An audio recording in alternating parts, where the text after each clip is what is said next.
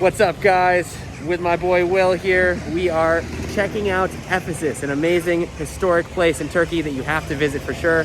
We took a train from Izmir about 2 hours to a place called Selcuk. We're in the city. There's lots to see, lots to do.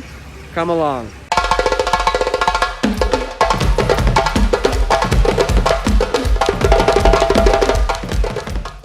So guys, if you want to go to Efes from Izmir, it's actually pretty easy, but maybe watch the video and listen to me so you can get there as easy as possible. So you can take something called the Izmir. You go from Hilal station, which is the central train station in Izmir.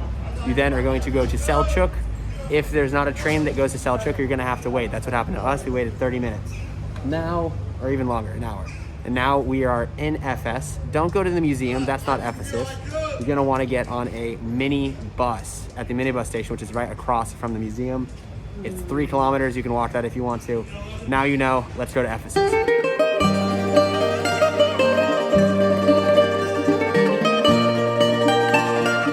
Okay, so after a ridiculous, probably like 2.5 to 3 hours of trying to get here, we made it. It's 100 Turkish lira to get into Ephesus. That is like $13. It's probably the most expensive thing Turkey related that I've been to.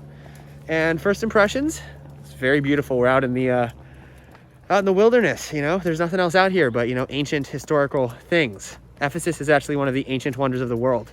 So I'll tell you more when we get to the cool stuff, but first impression, we see a crane right in the middle of the old ancient amphitheater. So probably not the start you're looking for, but it's absolutely gorgeous. I was in Ephesus like 10 years ago, 11 years ago with my family, but I can say as an adult, it is quite unique, quite beautiful. This city was a Greek city from literally 1000 BC.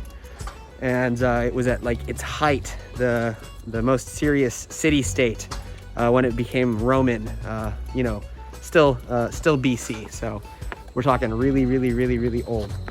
It's really famous for lots of reasons, but it's really famous mostly because it's so well preserved.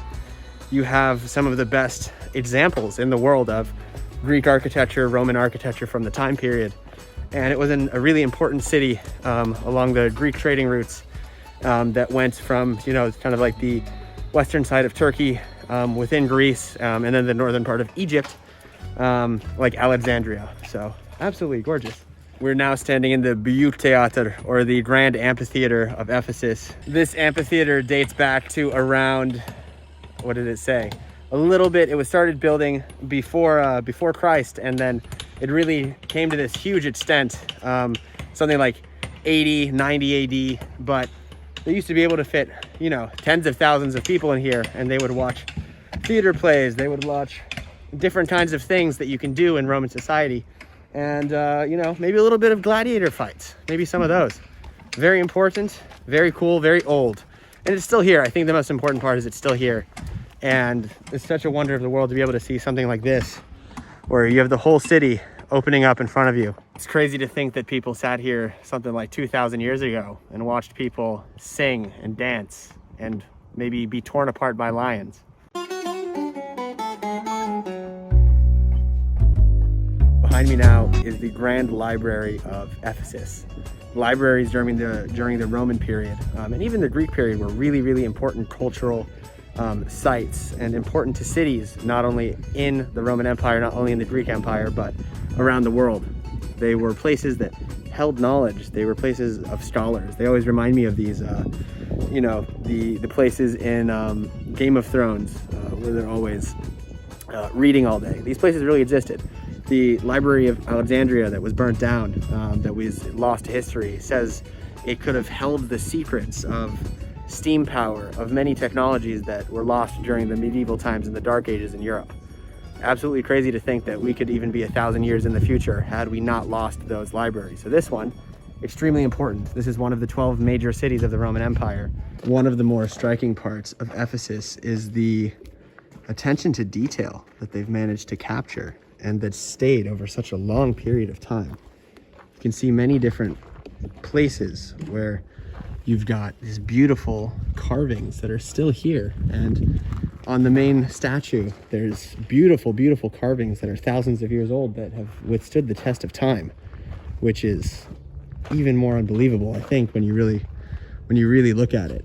This is a wonderful example of human construction and what humans were able to do even so long ago.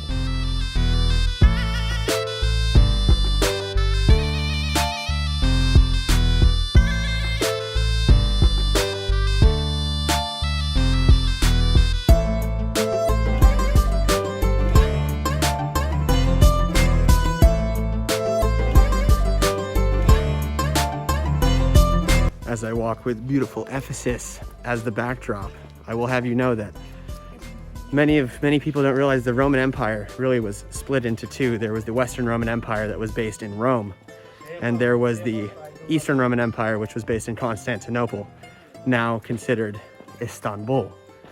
This means that the Roman Empire was extremely important, not only from the Italian side, but here, and many of the things that were built during the Roman period, you can find all over Turkey, all over Greece, all over northern Egypt, all the way until Israel, and some different places. It's really quite incredible the extent that they were able to create before, the phone or the car and stuff like that. So Ephesus was a major city until around 387, where it was destroyed by the Goths, which were barbarians from the West.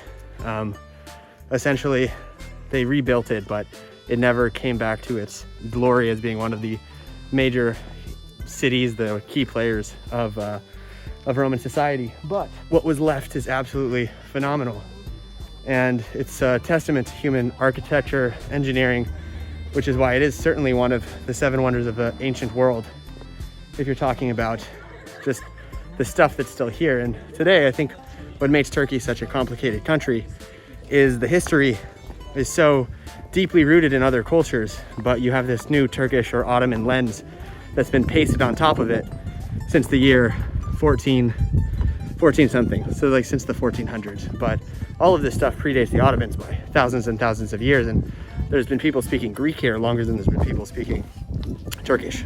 Very interesting to note. Final thoughts as we walk out of Ephesus is just the scale of this place. It's absolutely enormous what they've been able to build, but also what's been preserved, which makes it all the more wondrous. And it definitely earned its spot as a wonder of the world. You have anything to say? Beautiful. We're out here.